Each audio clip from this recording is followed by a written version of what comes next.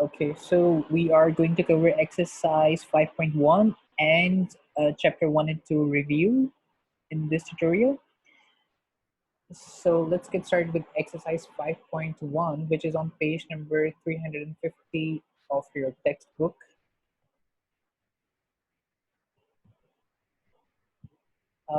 I see in the chat that there are some people unable to hear me. Is everyone able to hear me clearly?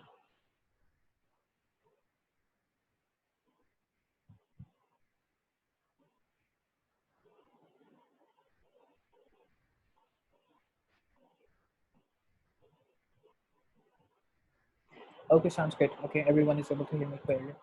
Okay, so the first question here. So in this question, there are infinitely many stations on a train route. Suppose that the train stops at the first station, and suppose that if the train stops at a station, then it stops at the next station. Show that the train stops at all stations.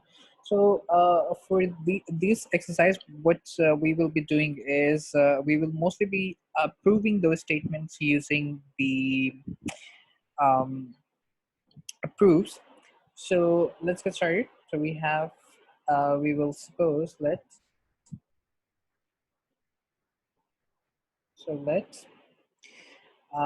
P of n be the statement that the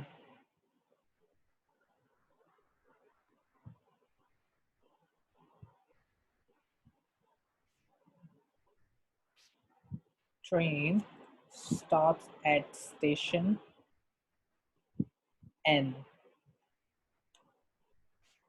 So in this proof, we have basically to go through two steps. So we have the basic step, and then we have the inductive step. So the basic step, as the name suggests, is the very basic step. So it takes the smallest number in the domain, and we prove that on that number, the statement is actually true. So we know that P of 1 is true, right? Because a 1 is like the smallest number a train route can have. So 1 is basically a station 1. Okay. The next step, uh,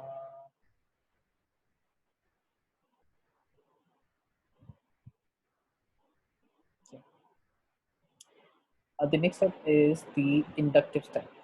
Inductive step. So now in the basic step, we have proved that for the very smallest number is true. We have to prove in the inductive step that it is true for the other numbers as well. So what we do is we are basically told that P of n implies um, that P of n plus 1 for each n greater than equal to 1. Therefore, by the principle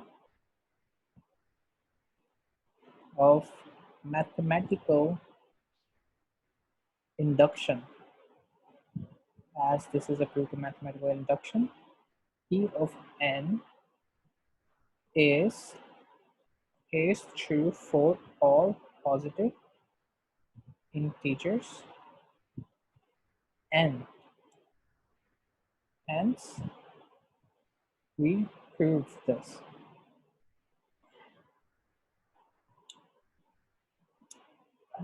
So here in the mathematical induction proof, what we do is we basically divide the proof in two steps. So firstly, we have a basic step, and then the other step we have is the inductive step. In the basic step, we prove that the smallest number in the domain is true.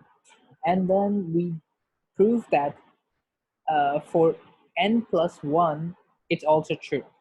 So in the inductive step, what we did is we are told that P of n implies that P of n plus 1 for each n is greater than or equals to 1.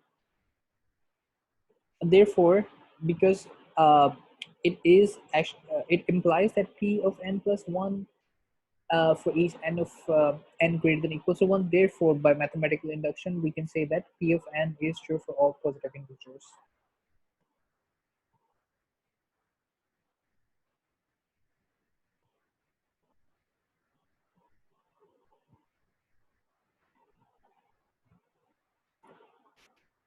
Okay, let's move on to the next one. So the next one I have solved it for you guys already, just to save some time, because we have a couple of more questions in this area. So we have this proof that the square of the odd numbers equals to n plus 1 multiplied to n plus 1 into 2n plus 3 divided by 2, whenever n is a non-negative integer. So we assumed this whole statement here as p of n. Now, in the basic step, we take this very smallest number. So it says that it holds for n is a non-negative integer. So the smallest non-negative integer is 0. So in the basic step, we take n as 0. We put 0 in place of n, and then we concluded that this is true because left hand side equals to right hand side, right? So if we put just 0 on this side, and then we put 0 on this side, or they will all evaluate to equal sides.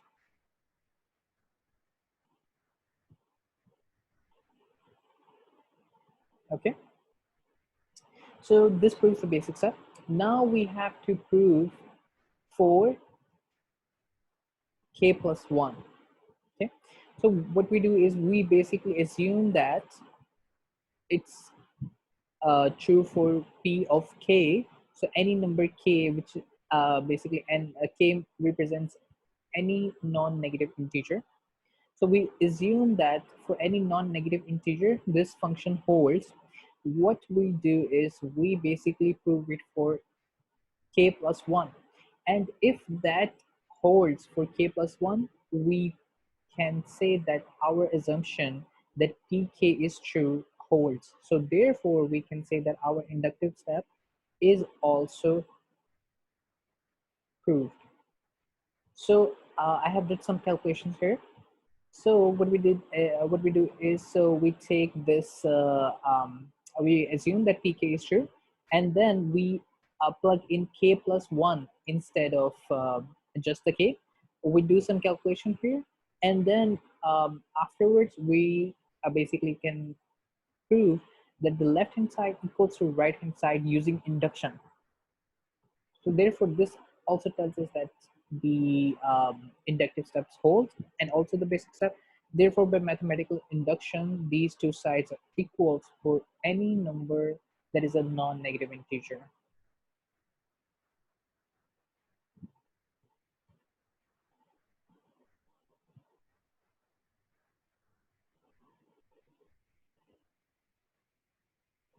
Questions?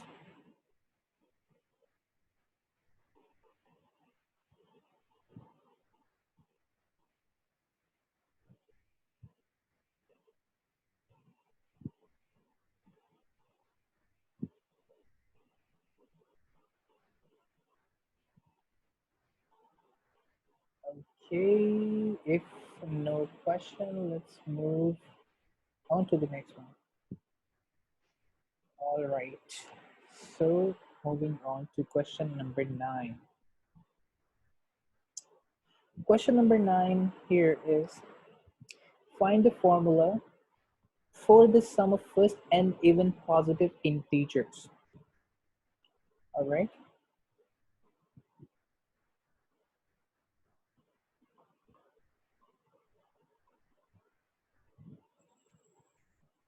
So we'll say, so for example, we have this, find the formula for the sum of the first n even positive integers. So for example, 2 plus 4 plus 6 plus, and then 2n plus, 2n equals n into n plus 1.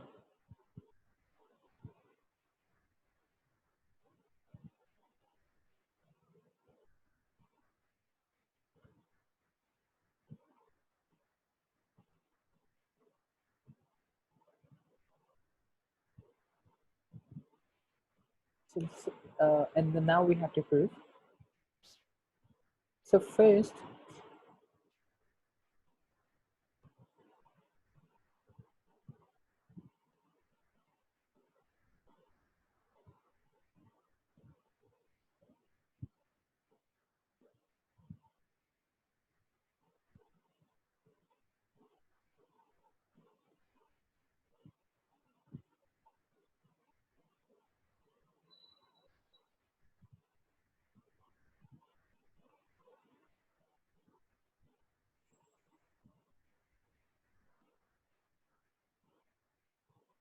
okay. So first, let's say we are taking on the first three positive integers. So first, three positive even integers. So here we will have n equals to 3 because we are taking the first three positive integers. So this will be basically equals to n into n plus 1, right? We have basically 3 because we are taking the first three positive integers, 3 plus 3 plus 1, and then this equals 3 by 4, which is equals to 12, right? And then if we take the first 2 plus 4 plus 6 is also equals to 12, right? So since our left hand side equals to right hand side, we can say that this formula here, that uh, is a valid formula for the sum of the first n even positive integers. So in a nutshell, what we did is basically we made a reasonable assumption for a reasonable formula for that question. And then what we did is we basically tried to prove it with those um, like the numbers of the domains. So we did for the first three. Likewise, if we do for the first two or first 5, 7, 8, we can still, every time we do that, we can still say that the left hand side equals to the right hand side. So therefore, because it holds every time, therefore it is a valid formula for the sum of the first and even positive integers.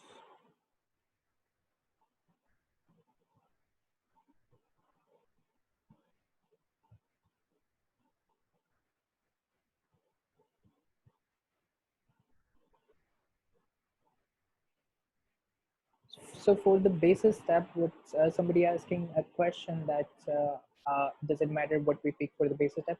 Yes, it matters. So for the basis step, we actually have to pick up the lowest element in the domain, the lowest number possible in the domain. So for example, if it is even positive integers, right, then the lowest one will be 2. But let's say if it is just integers, then the lowest one can be something other than 2, right? The lowest integer. If it's lowest odd number, then the lowest one will be 1. Okay, so it depends on what the question asks.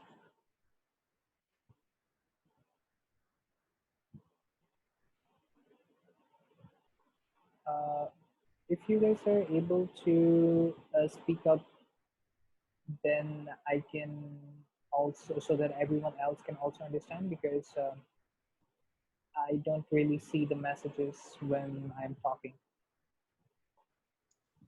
Hello? Yep. Yeah, so I just have a question. So I'm a bit confused about how you got the formula for part A. So isn't it asking of like the even integers of quantity n? So like if n was 3, then you would get like 2, 4, 6? Right. So Or basically, I'm just a bit confused on that. So you could right. please explain that part. Thank you. Right. So here, what we the question asks us is that we have to find a formula for the sum of first and even positive integer.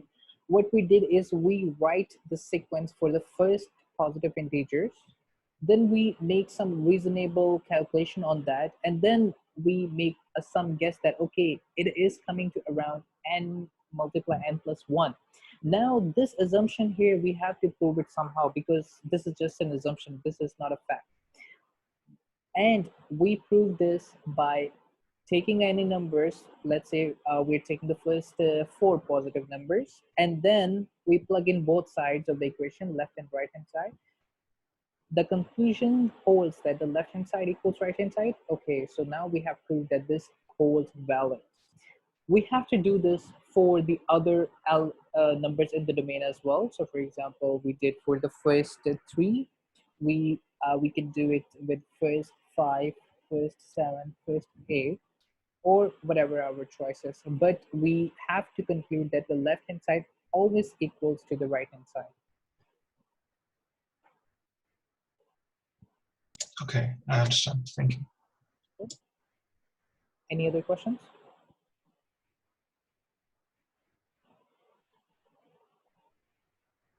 Okay, if no question, let's move on to the next one. I had a question about that one. Yep. Like you said, you had to prove for every number in the domain that it holds. Why didn't we do like the inductive step where we showed that like it holds for p of k and also for p k plus 1? Like, why is it okay to just show like an example value? Right.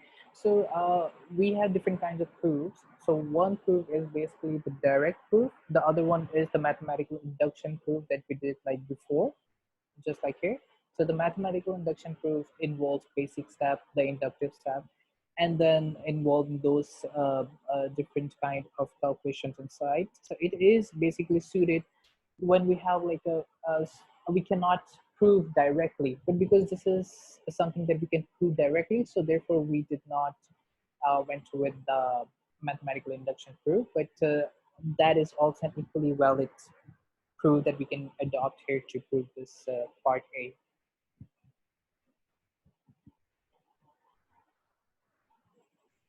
Sounds good?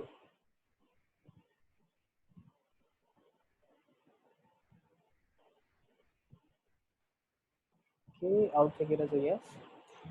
Let's move on to question number 15. So we have a formula. What we have to do is we have to prove that for every positive integer n. Now here, we will assume that let p of n be 1 to 2 plus 2.3 plus n or n plus 1. So whatever the statement is, we have to prove, we basically assume that this is represented by p of n. So n plus 1, n plus 2 divided by 3. Okay, so this is what p of n represents. Now we move on to the basic step. The basic step, okay, now we have to basically pick a number from the domain that the smallest one for the basic step, because it's for every positive integer. So the smallest positive integer we have is 1. So therefore we will prove it for 1. We have to prove that this is true for 1. Okay, so if we take n as 1, we plug in the values, we find that it's true, because let's do a quick one. 1.2 equals to 1 plus 1, 1 plus 2 divided by 3. 2 equals to 1, 2, 3 divided by 3. 2 equals to 2. Okay. Therefore,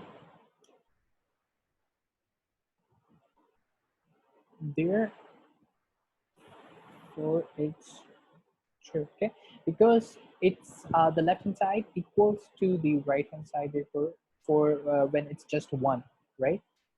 When it's just 1, 1 multiplied by 2 equals 2. We just simplifying, we find the left hand side equals right hand side. We know that this is true. Okay, prove it. Basic step done. Next, inductive.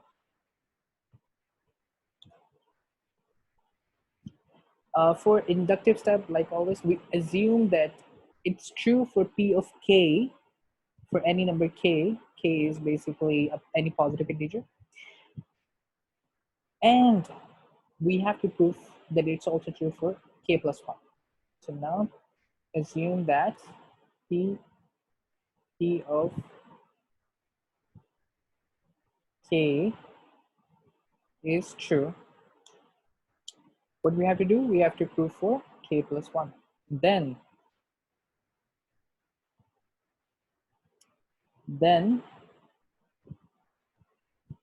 1.2 plus 2.3 plus the value of K plus 1 plus the value of K plus 1, K plus 1, K plus 2 equals K plus 1, K plus 2 divided by 3 plus K plus 1, K plus 2 equals K plus 1, K plus 2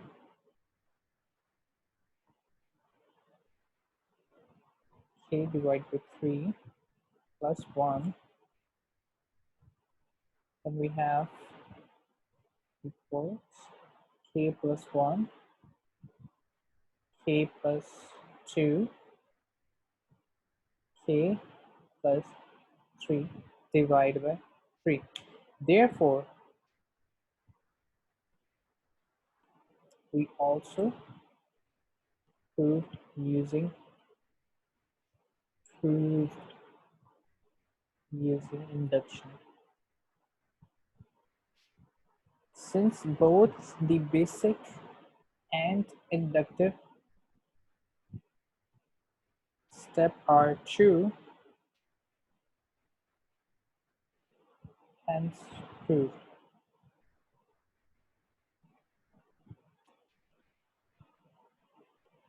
Okay. So what we simply did is we assume that P of K is true. So right from here to here was the value of P of K, and then we proved that it's also true for K plus 1. So this is the value for the K plus 1. And then we plug in those values, and on the other right hand side, we concluded that this actually equals to the left hand side. So therefore, we can say that this is proved using induction.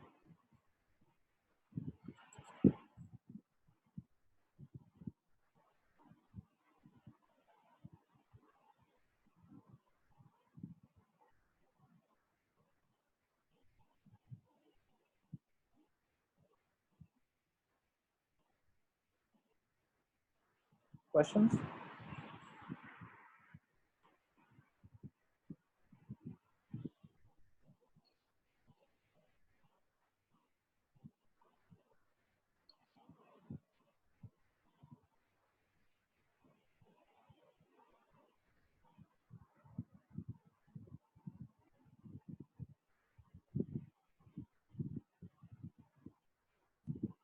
Okay, let's move on to the next one then.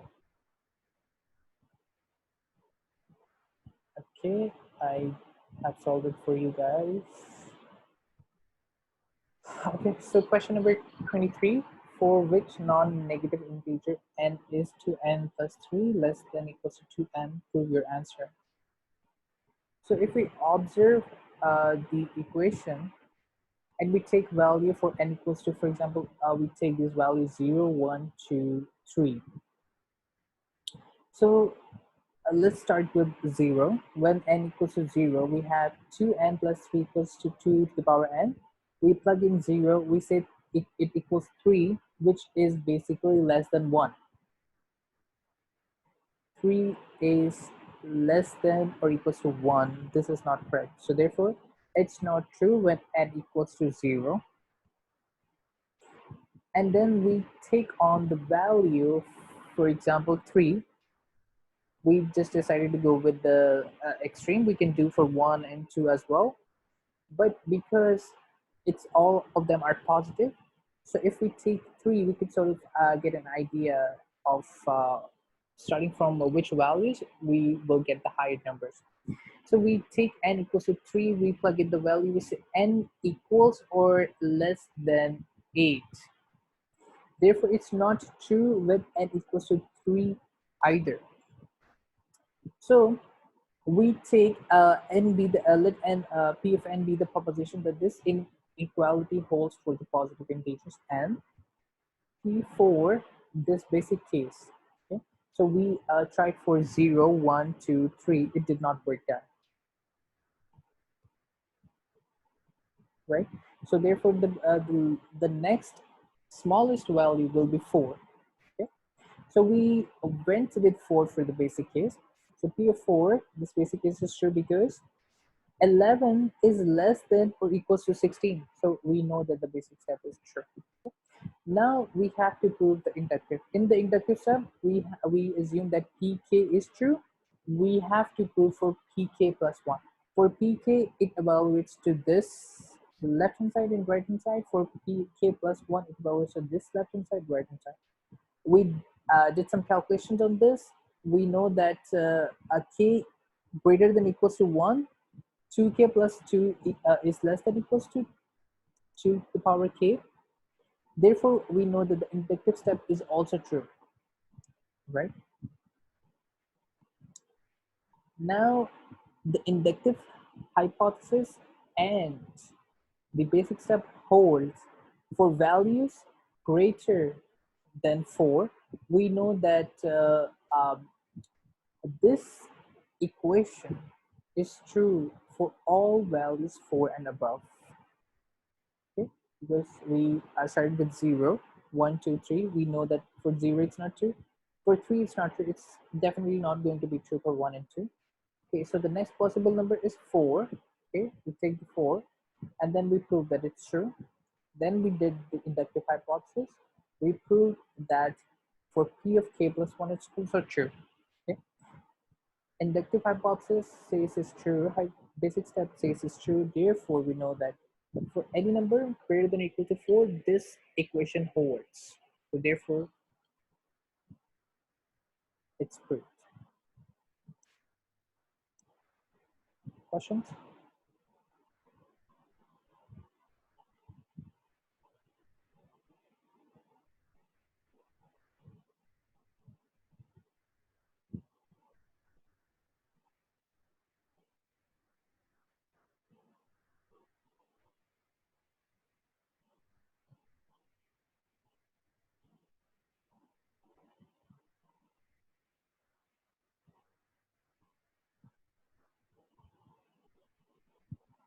Okay, if no question, let's move on to the next one.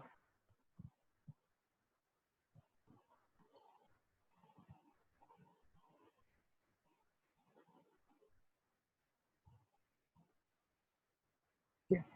So we have to prove that 2 divides n squared plus n whenever n is a positive integer. So whenever n is positive, it's divisible by 2. Okay. All right. So n is a positive integer. So we know the domain. It's for n positive integers. Okay. So it's a list of all positive integers. Now, basic step. The first positive integer is 1. We prove that it's true for 1. N equals to 1 when we take n equals to 1. So 1 square plus 1 equals to 2. 2 is divisible by 2 divisible by 2. Therefore, basic step is true. Let's move on to inductive step.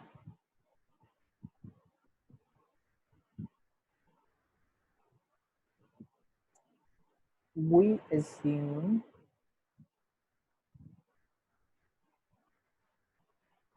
that k square plus k is true for some k. We need to prove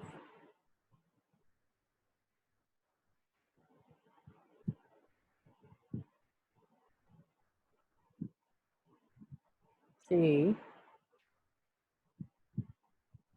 plus 1 to the square plus k plus 1 is also true.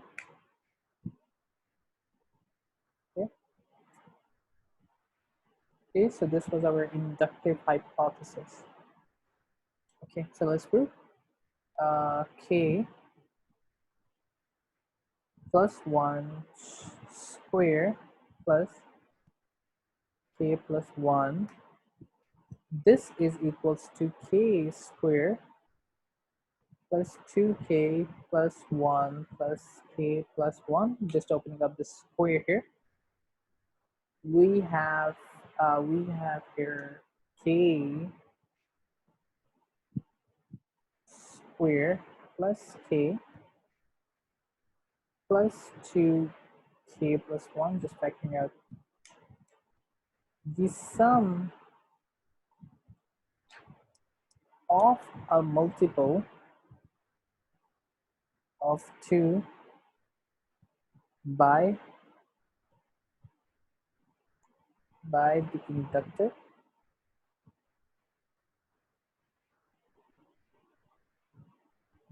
hypothesis and a multiple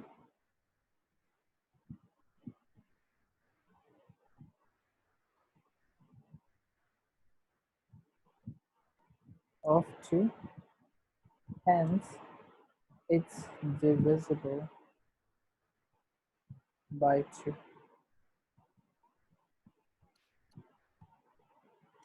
Okay, so what we did is basically this basic step was pretty basic, and for the inductive step we assume that this is true. We prove that it is also true for k plus 1. Okay, we plug in the values for k plus 1, we get this equation here. We factor that out, and then what we got here is basically a multiple of 2 here. Now a multiple of 2 basically indicates that it is divisible by 2. Therefore this inductive step also evaluates to true. So we can say that basic and inductive step together proves that this statement is true. 2 divides n squared plus n for every positive integer.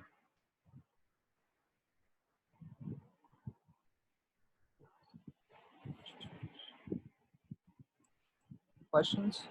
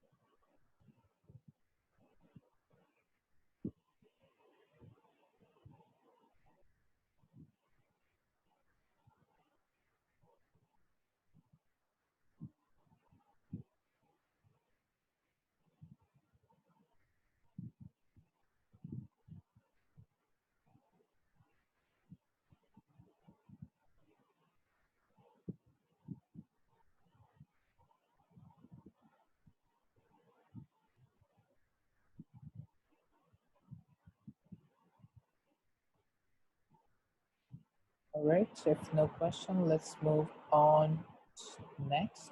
So the next is basically the review from chapter 1. So we will be going over the exercise we did before for chapter 1. So let's do exercise 1.1. So what we have to do is we have to translate this into English sentences. We have P and Q be the propositions. I bought a lottery ticket this week, and then Q represents I won the $1 million jackpot. Okay, so let's translate A. Okay.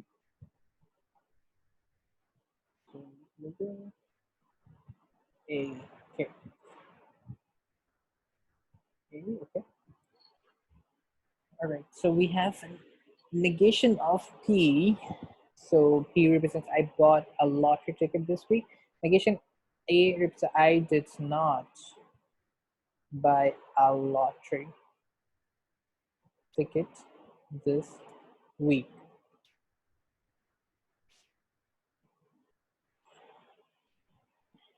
B, P or Q, it says I bought a lottery ticket this week, or, right, or I won the $1 million jackpot. I won the $1 million jackpot. Okay. C, if I, so this conditional here represents if and then sort of relation. So if I bought the lottery, if I bought a lottery ticket this week, then I won the $1 million jackpot. Okay, so pretty easy ones. This represents conjunction or and. So I bought a lottery ticket this week, and I won the $1 million jackpot. Okay, pretty straightforward. E, E, we have a biconditional. Here represents if and only if. So we say if and only if I bought a lottery ticket this week, then I won the $1 million jackpot. Or we can also I bought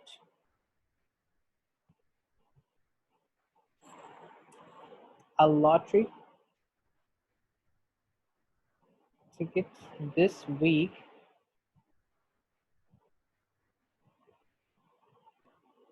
if and only if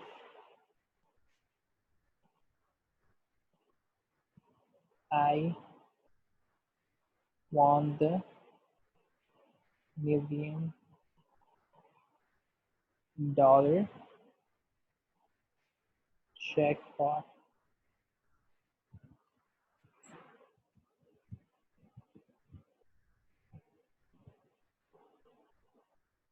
Part number F.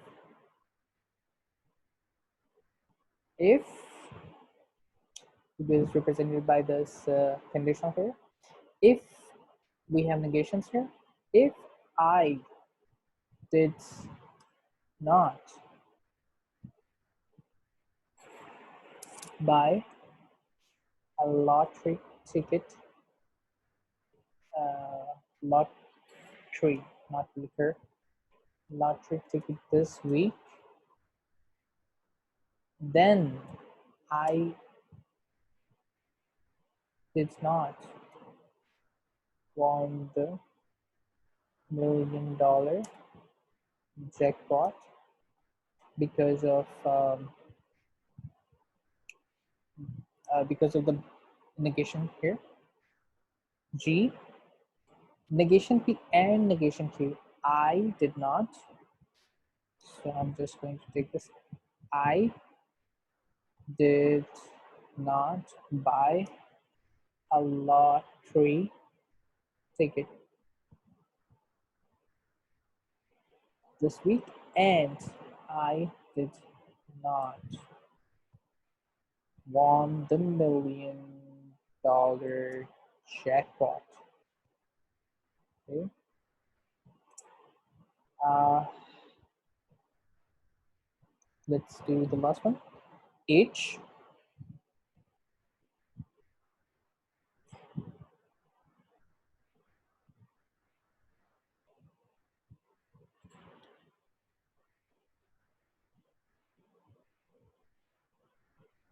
so we have negation of P or P and Q. So what it turns out to be negation of P or P and negation of P or Q. So it turns out to be I did not bought a lottery ticket this week. I'm just going to take this, or because negation of P or P. I bought a lottery ticket this week, so just copy this. Okay. And we have this negation of P or Q. Negation of P is I did not. Negation of P, I did not buy a lottery ticket this week, or Q, I won the $1 million jackpot, or I won the $1 million jackpot. Okay, just applying the De Morgan's law to open this up. Okay. So what it becomes, I did not buy a lottery ticket this week, or I bought a lottery ticket this week, and I did not buy a lottery ticket this week, or I won the $1 million jackpot. Doesn't make much sense, right? But just some English translation to this proposition here. Let's take a quick break here, and then we can take any questions if you might have.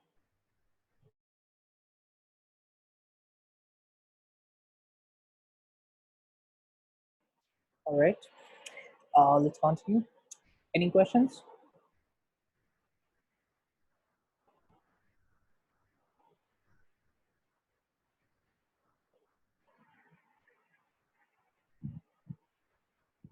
Okay, no question. Let's move on to the next one. So we have a question from exercise 1.2. I have solved for you guys already. So we have to express these system specifications using the propositions that are provided to us. So the first part is the user has paid the subscription fee but does not enter a valid password. So here, this but, the word but here, it means and, right? So here the user has paid the subscription fee. It's represented by the proposition R. So we say R, and so this but here signifies and. So here we have here, and then but does not enter a valid password. So the user enters a valid password is represented by P. So we just take the negation of P to represent. So it becomes R and negation of P.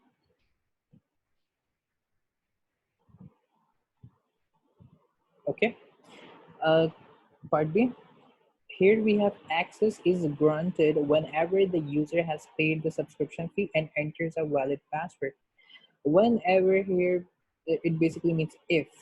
So we have to use the conditional if then, right? Like we have here. Okay. So the access is granted. So this here statement, the access is granted whenever the user has paid the subscription fee and enter a valid password. The user has paid a subscription fee represents R, is represented by the variable R. So we have here R, and because of this and here, enters a valid password. Valid password is represented by P. So here we have P. The word whenever requires us to use this biconditional, and then Q is basically representing the statement. Access is granted whenever the user has paid. The access is granted. Okay, so access is granted is basically just represented by this variable Q.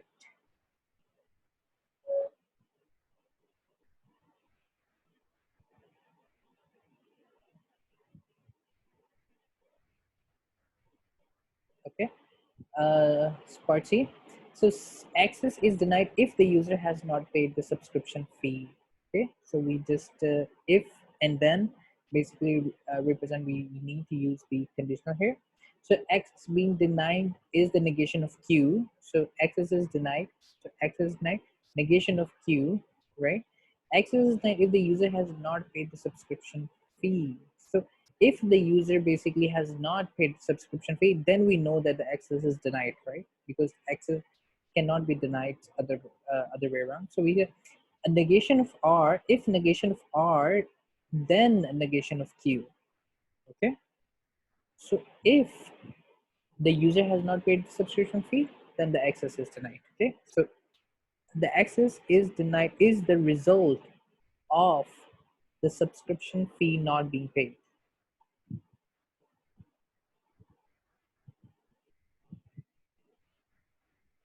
Part D, if the user has not entered a valid password but has paid the subscription fee, then access is granted. Now, for this one here, we have to use the condition here because it is represented by this word if then. So let's break this down into a couple different basically pieces.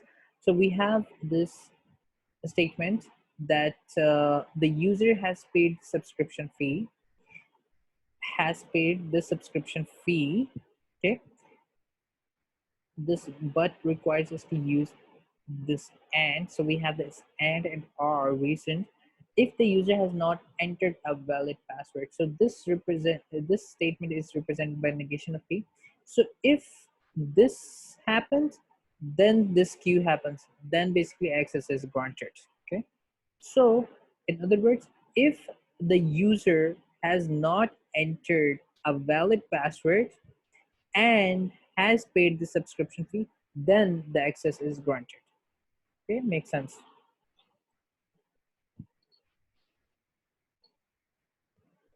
Questions?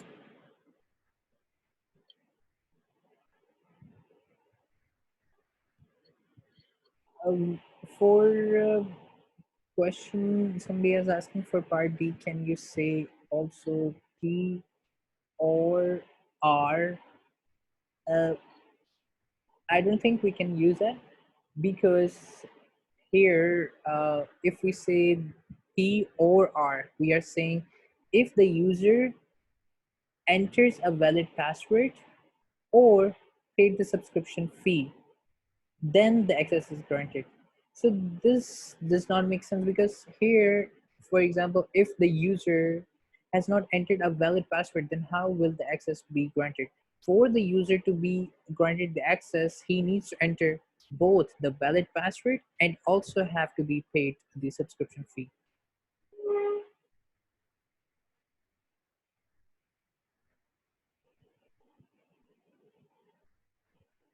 Okay, make sense?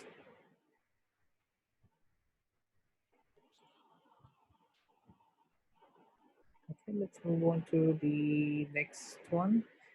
This is exercise 1.3 question 8. So we have to basically use the De Morgan's law to find the negation of each of the following statement. Poem will take a job in industry or go to graduate school. We have to take the negation and we have to basically use the De Morgan's law. What we do here is we need to negate each part and swap and with or. Basically, we need, so whenever we are using the word or, we swap it with and we take the negation. Whenever we use the word and, we swap it with or and take the negation. Okay, let's put it into action. Part A. So we say Wayne will not take a job in industry, and, right, we swap it the or with and will not go to graduate school. Okay, so we take the negation of both the statements and we basically and them together. So Quaim will not take a job in industry and will not go to graduate school. So pretty straightforward, applying the Morgan's law. Okay. So Yoshiko knows Java and calculus. So we need to basically replace this or and we negate these both sides. So we say Yoshiko, Yoshiko doesn't know Java or doesn't know calculus. Yeah, simple one. James is young and strong, so whichever James is not young or strong or is not strong, just to be more clear. Party. Rita will move to Oregon or Washington. Rita will not move to Oregon or will not move to Washington. Okay, pretty straightforward. Any questions?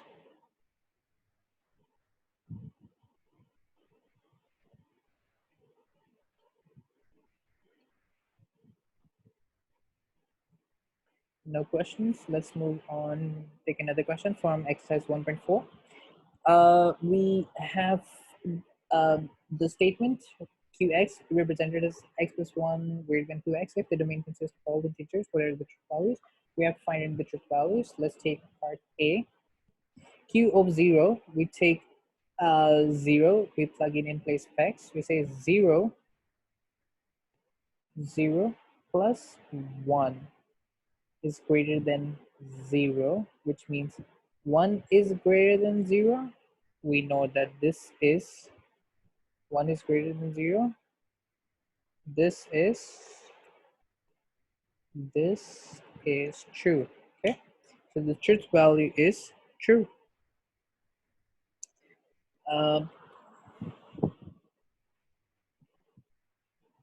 Part B, we have a q minus 1. So we say minus 1 plus 1 is greater than 2 into minus 1, which basically evaluates to. So minus 1 plus 1 basically says 0 is greater than minus 2. 0 is greater than minus 2 indeed. So this is true.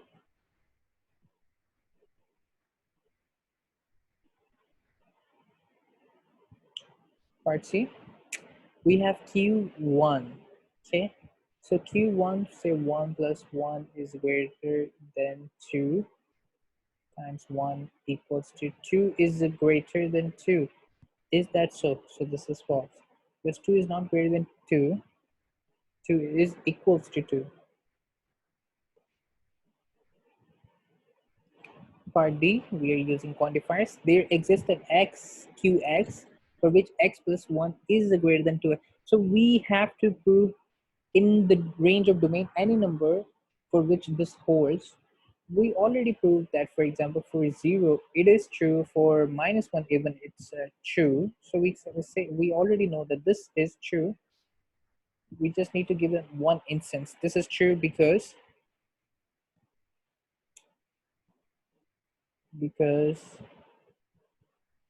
q of 0, so q of 0, for example, is true when we take x as 2. Oh, sorry, x as 0.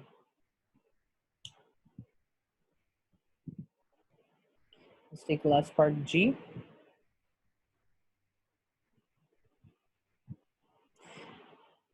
We have for all x negation of qx.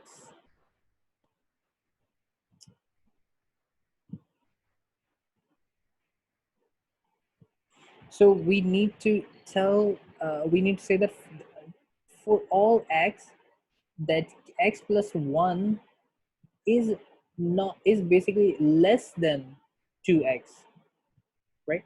We know that this is false. This is false. So I'm just going right now. For all x, x plus 1 is less than or equal to 2x. So this statement basically is saying that for all x in the range of all integers, where I say x, I mean all integers because that's the domain. So for all x, x plus 1 is less than equals to 2x. But we already know that there is at least one x for which this is not true. So therefore, the truth value for this becomes false.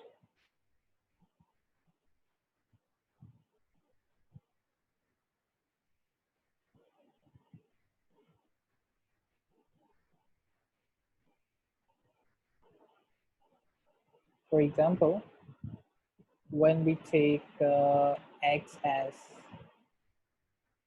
minus 1, so this becomes minus 1 plus 1 equals to 2 into minus 1,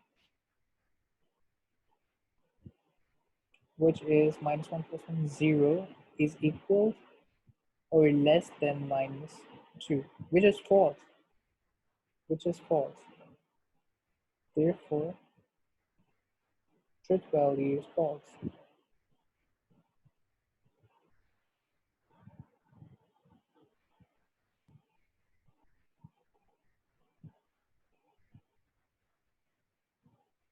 Questions?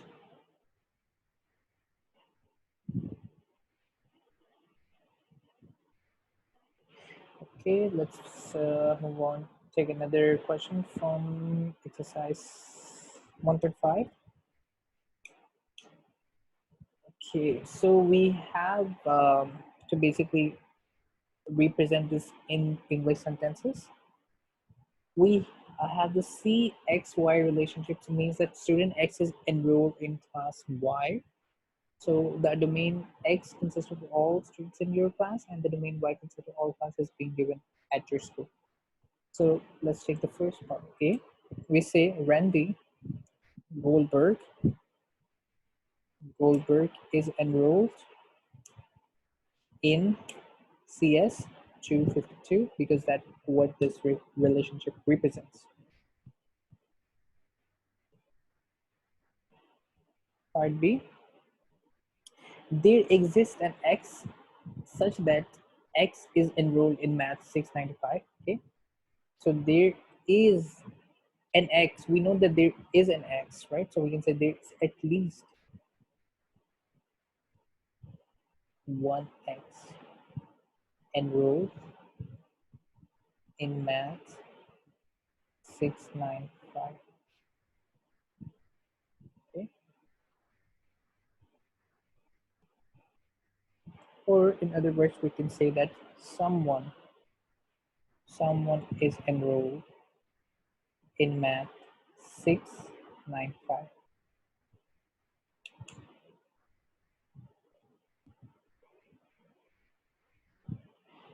Part C. So we have Carol. Uh, uh, we have this Carol, and then we have the quantified over Y. Okay, so we are sort of reversing the order. What we see, Carol is enrolled in some course because it's quantified over Y. Y represents the uh, basically consists of all classes in at your school. Okay, so is enrolled in some course or in some class. Okay,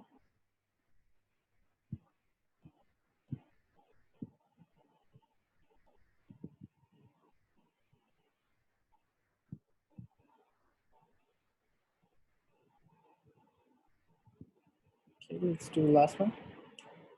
D. We have this CX enrolled in Math 222 and X enrolled in CS 252. So we know that there is an X which who is enrolled in both Math 222 and CS 252. There someone is enrolled is enrolled in both Math triple two and CS 252.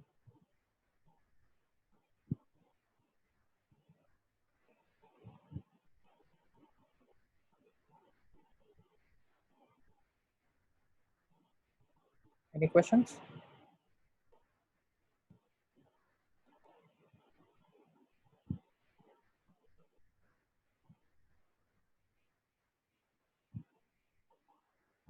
Okay, if no question, let's move on to the next one. So we have question number 1.6, exercise 1.6, question number 18. So we have to figure out what is wrong with this argument. So we have S, X, Y represented by statement X is shorter than Y. Given the premises, there existed S such that S is shorter than max. So we know that there is an X, there is someone, we call it S for example, that is shorter than max. So it follows that max is shorter than max. Then by existential generalization, it follows that X is, there is an X that is shorter than itself. So that someone is shorter than himself. Okay. So what is wrong? We know that we know that some X exists that makes S max. Okay, we know that this is true. Okay, because there is an X given by the premises, there exists an S that is shorter than max. Okay, we know that is true. But the problem is we cannot conclude that max is one such S, that we cannot say that max basically is a one such S. Therefore, the first step is invalid, or the basic step is invalid. Okay, so we cannot reach a conclusion that someone is shorter than by himself. Okay, so we see that we cannot generalize that, we cannot basically confirm that S is basically max itself, because it is very likely that it is not max, right? So because we do not have this proof which invalidate our basic step, therefore we cannot conclude that this is true.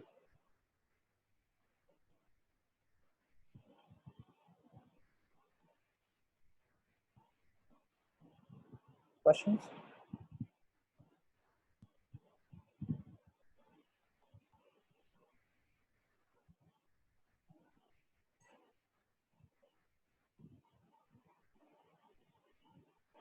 Okay, no question. Let's move on to next one. Exercise 1.7. We have to use a direct proof to show that the sum of two even integer is even. Okay. So we must show that whenever we have two even, right, even integers, their sum is even. Okay. Suppose that A and B are such two even numbers. Okay. Then there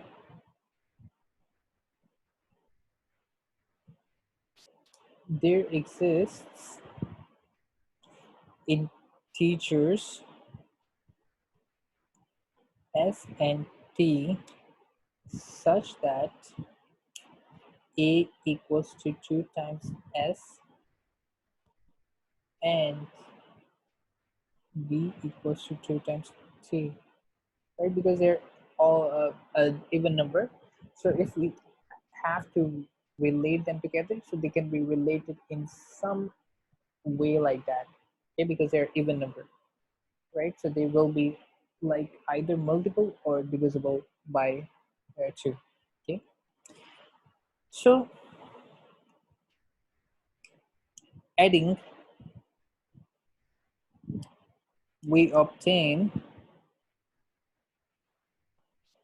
a plus b equals to 2s plus 2t equals to 2s plus t, okay? Since the representation, since this represents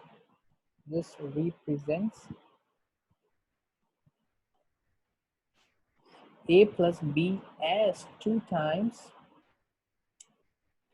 the integer t plus s, we conclude that a plus b is even as desired.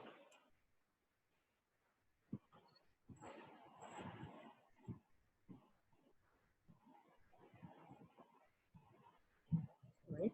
So what we did is we take two such even numbers, a and b, those two even numbers, and because these are two even numbers, and then we suppose that there exists some even integer s and t.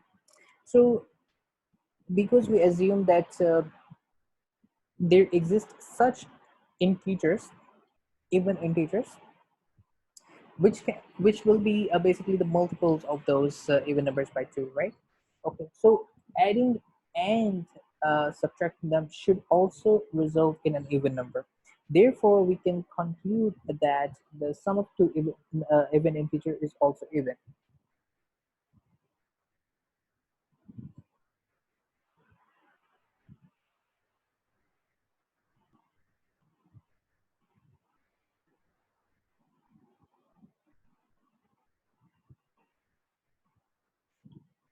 Okay, let's move on to the next one. We have exercise 2.1. So what we have to do is we have to basically determine whether 2 is an element of the set or not. Question part A. So x belongs to rational number, x is an integer greater than 1, okay? Oh, sorry, x belongs to a real number, x is an integer greater than 1. So we know that 2 will be a part of such a set because this set contains integers that are greater than 1. Since 2 is greater than 1, it will be part of that set. X is the square of an integer. No, because 2 is not a square of any integer. Okay, we have this in this part C, we have 2 itself as the member of the set, so we will say that yes, it is a part of the set. Okay. So we have part D, we have a set which has a 2, and then we have a set which is a set inside that set, so but it does not have 2 as its own member, so therefore we'll say no, this does not contain 2. Now we have in this set we have basically 2 subsets, okay? That one subset has 2, another one also has basically member that is 2, but this outer set itself, it does not have a member 2, so we say no. Okay, this set here, it has a set which has a set that has a member 2, but it itself does not have a member that is true, so we say no. Okay, so we say that the 2 is not a part or a member of the set.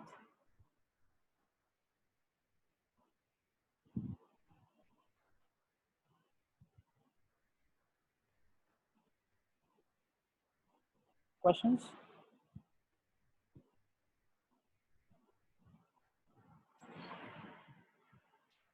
No questions. Let's move on to, let's take one question from exercise 2.2. We have two sets, A and B. We have to basically find the members after we do some operations on A union B. So the resulting set becomes, because it's a union, what union does is basically adds them to, it's all the members together in one set. So 1, 2, 3. So the members will be 1, 2, 1, 2, 3, 4, 5, and then we have 0, 3, and 6. Okay, so that is what union does. It basically adds the member to a set. We have A, we have B. B part, A intersection. A intersection are basically the common elements. The common between these two sets is just the 3, the member 3. So it will be just 3. A minus B, what we have to do is we take basically A, we take this and we subtract all the numbers of B. So it becomes A, we take 1, 2, 3, 5, and then we subtract 0, 3, 6. It becomes 1, 2, 4, 5. We take out the common elements. 1, 2, 4, 5. We take this set B, and then we subtract out the members of A. So we, because this 3 is also part of it, we subtract it out. So we are left with 0 and 6.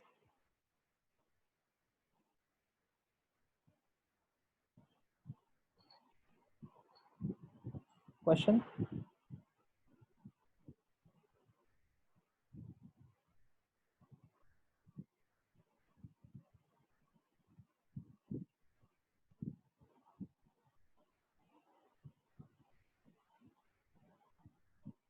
Okay, let's take a question from exercise 2.3.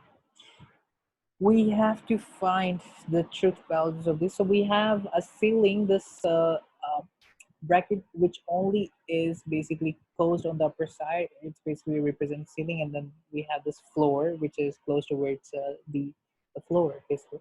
Okay, so we have 3 over 3 divided by 4. 3 divided by 4 is 0.75. We have to round it off to the nearest integer.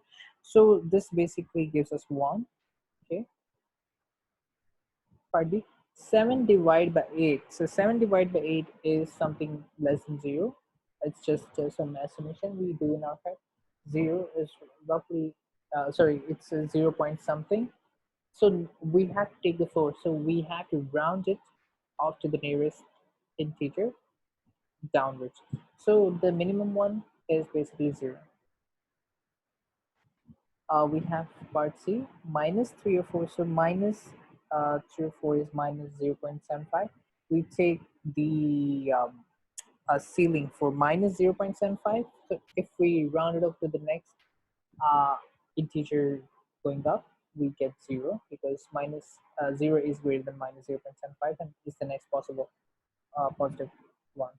Okay, so D minus 7 divided by 8. So we round it off to minus 1. Okay, so just, yep. Excuse me. Why is B 0?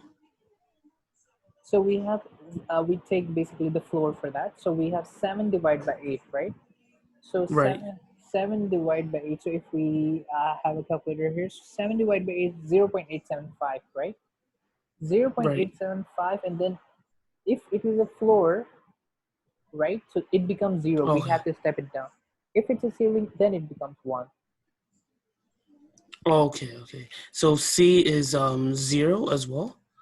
C is 0 as well. Yes, because here we are taking the ceiling, right? Do you see? Oh yeah. Okay. A negative. Okay. Okay. Got it. So it goes from a negative to a positive, but it has to be 0, right?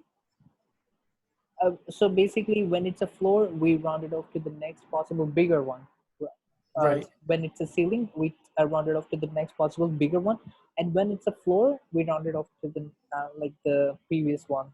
Okay. So, how come C is 0 in this case?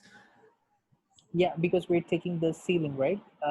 Right. So minus, so 3 divided by 4 becomes minus. Let me just write down here. So 3 divided by 4 minus 3 divided by 4 equals to minus 0.75, right? Right. Which is nearly equals to 0, because we have to take like a ceiling, right? Here, this, Ceiling. Right. right? So basically, we have to step it up the next possible bigger integer. Okay, got it. Okay, yeah, makes sense now. Okay. That sounds good. Okay, so let's take part E. We have 3. So because 3 is just the integer itself, we cannot round it off to the next possible. If it was, let's say, 3.0001, even we would round it off to the next possible 4. But since it's just the 3 itself, we will just do it 3. F minus 1, we round it off um, to the next possible integer. So because it's minus 1 in integer itself, we cannot round it off. It will remain minus 1. G part, so we have 3 over 2.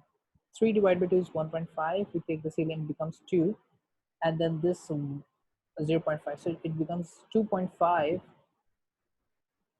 So 2.5, we take the floor for that. So it becomes 2. 2. We have this 5 divided by 2, it becomes 2.5. We take the floor, it becomes 2. So 2 multiplied by 0.5, it becomes 1. We take the floor of 1, it remains the number 1 itself.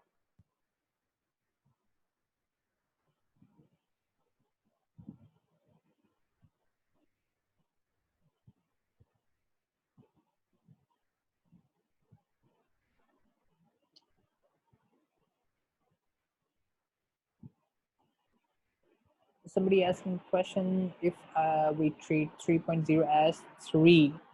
So that's a very good question. So 3.0, because it has to be represented in some fraction, right? So if 3.0, how would you represent it in fraction? So would it be, because you can just append any number of zeros to, for example, just 3, right? I can just write, for example, here. I can just write 3 as 3.0000, but it's just the number 3 itself at the end of the day, right? So therefore, if we take either the ceiling or the floor, it remains 3, it doesn't matter. But if it is, for example, in some fraction, 3 divided by 4 or 3 divided by something else, then we have to basically treat it accordingly, either ceiling or floor.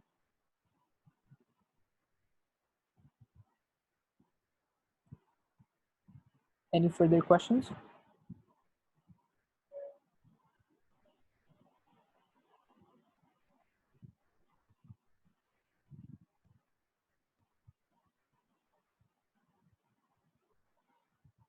All right, I think this wraps up our review for chapter 1 and 2. I pretty much went through, I took each question from all the exercises we have done.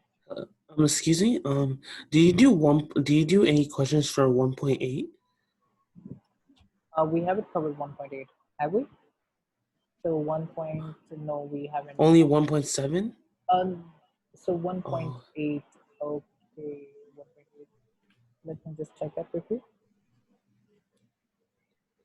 is 1.8 similar to 1.7? Let me just check that quickly. 1.8. So every exercise is different in some way. So exercise 1.8 is it deals with basically proving the equations. Okay. So it's sort of different. So you are expected to basically go over each exercise and try to practice as much questions as you can. Okay. So pretty Okay. much, yeah. So except 1.8, so we did went through all the exercises from Okay. chapter 1 Got and it. 2. Okay. Any questions so far? And so if no questions, then we can wrap it up. Um. What about 2.2? Can I just see 2.2? 2. 2.2. Yeah. Right. Okay. We have a Let's question see. for 2.2. I just want to check, Yeah. see. No, not.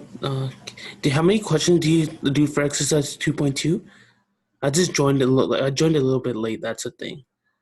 So for the 2.2, we had a separate section in a separate session, like previous tutorial, in which we went through a couple of questions from exercise 1.2. For this review, I just pick up some random question from this exercise and try to give Right. you like a brief overview of that.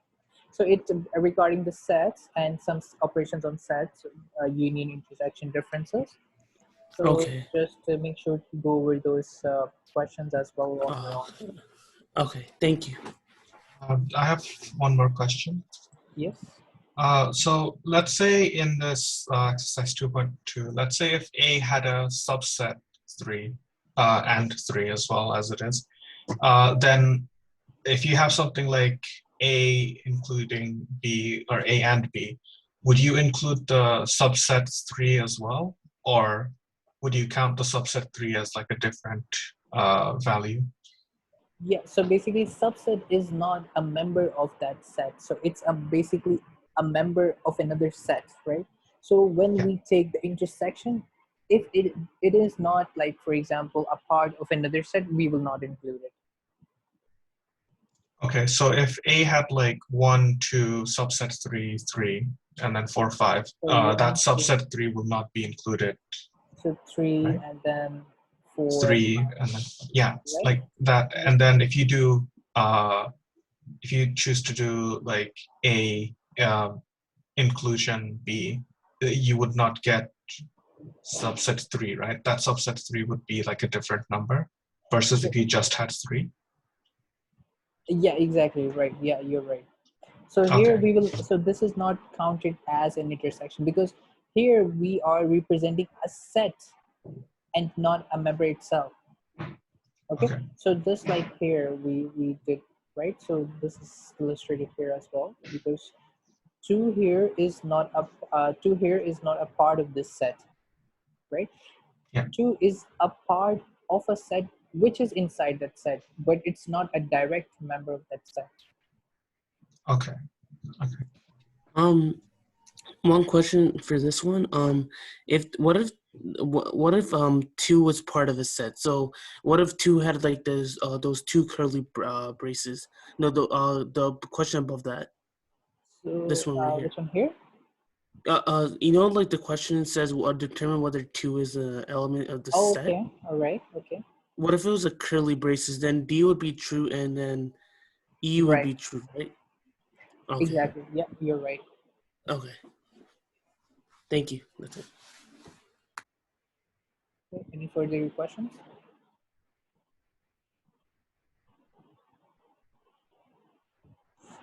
Yes, this recording will also be available, and it will be on Microsoft. The professor will also be updating you guys. You can ask the question where exactly it is. So I'm not sure where the recording is going to be. But in case if we do not cannot find the recording, feel free to reach me or the professor for the recording, and we will provide you with the link as soon as we can. Okay, all right. If no more questions, then we can wrap it up. Thank you guys, and I'll see you guys in the next reel, and good luck with your quiz or examination you have ahead. Okay.